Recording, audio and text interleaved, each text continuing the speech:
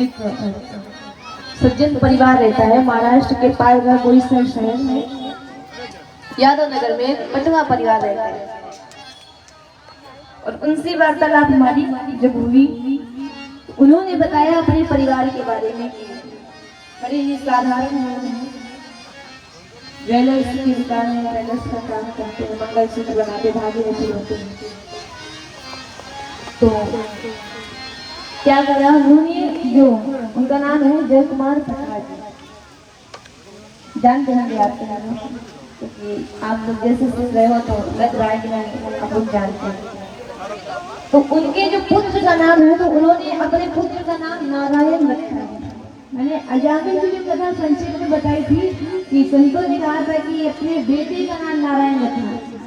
बड़ी सौभाग्य की बात है कि इन्होंने जो अपने बेटे का नाम है वो नारायण रखा है। पुत्र है लक्ष्मी, सरस्वती और शांति। जब से पुत्र और पुत्रियों का इनके जन्म हुआ है, तब से वो आज तक ना पिताजी बोलते हैं, ना पापा बोलते हैं, ना डैडी बोलते हैं। ये कुछ नहीं बोलते हैं। वो यदि कुछ भी बोलते हैं, अगर संबोधन में कुछ भी शब्द कहते हैं तो हरि ओम कहते हैं। चाहे परिवार का कोई भी सदस्य आपस में कुछ भी वार्तालाप करे तो वो हरि ओम कह करके ही वार्तालाप करते हैं। और बच्चों के नाम तो इतने अच्छे हैं कि उनका तो नाम लेने से कल्याण ही होता है। मैंने कहा था ना कि अंत में भगवान नहीं याद आएंगे, भगवान का नाम नहीं याद आएगा, बच्चे याद आते हैं, जिनसे हम प्रेम करते हैं वो याद आते हैं। इसीलिए हम बच्चों का नाम ही भगवान के नाम पर रखे।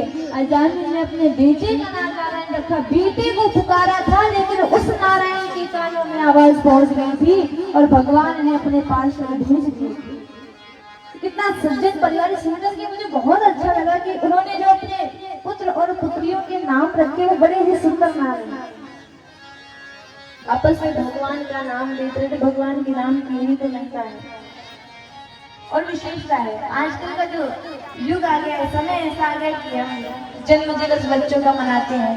तो जब जन्मदिन मनाते हैं तो हम क्या करते हैं, केक लेते हैं, उसमें चारों ओर कैंडल लगा लेते हैं, चारों ओर मोमबत्ती लगा करके, और फिर जिसका जन्म दिवस होता है उसी से हम कह देते हैं कि इसको बुझा करके कोई एक विश मांग लो, जो इच्छा है वो मन में विचार कर लो। तो बहुत आप लोग गलत करते हैं।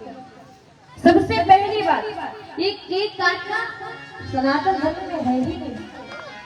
जिस दिन जन्म दिवस हो बच्चों का, उस दिन आप सुबह उठ करके कहें कि सबसे पहले स्नान करो, बड़े बुजुर्गों का आशीर्वाद लो, चरण वंदना करके मंदिर जाओ, मंदिर में जा करके पूजा करो, वंदना करो, अर्चना करो। इनके यहाँ भी ऐसा ही होता है।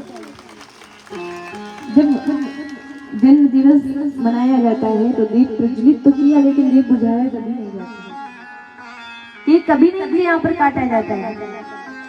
बच्चे माता पिता का आशीर्वाद लेते हैं, गुरुजनों का आशीर्वाद लेते हैं, जा करके भगवान के मंदिर में प्रार्थना करते हैं, मंगल कामना करते हैं, धर्म के बारे में बताते हैं। तो केवल आज की जो शिक्षा हम बच्चों को देना चाहते हैं, वो केवल शिक्षा मत दीजिए। जैसे इन्होंने अपने बच्चों को अच्छे संस्कार दिए हैं, शिक्षा के साथ साथ हम और आपका भी उत्तरदायित्व है कि आज केवल शिक्षा के पीछे बच्चों को ना भगाएं। इनकी जो हमने बातें बताई हैं, इन बातों को सुन करके अपने बच्चों को भी शिक्षा के साथ साथ ऐसे संस्कार अवश्य ही दें। बड़े सियावर रामचंद्र की मैं इनका और इनके पूरे परिवार का हार्दिक अभिनंदन करती हूँ। और बड़ा ही अच्छा लगता है सुनकर कि आज भी ऐसे लोग हैं जो इतने सुंदर सुंदर नाम बच्चों के रखते हैं, जो बच्चों को धर्म से जोड़ करके रखते हैं, संस्कृति से, सनातन से जोड़ करके रखते हैं, संस्कार इतने अच्छे रहते हैं। नहीं तो आजकल के बच्चे हैं, जब भी उनसे मिले तो बस हेलो, हाय, बाय,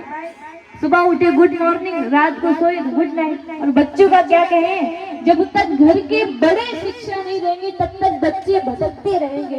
इसीलिए बच्चों को अच्छे संस्कार आप तभी दे पाएंगे जब आप भी सनातन से जुड़े रहें, धर्म से जुड़े रहें। बोली श्री धाम वृंदावन बिहारी लाल की। तो भगवान की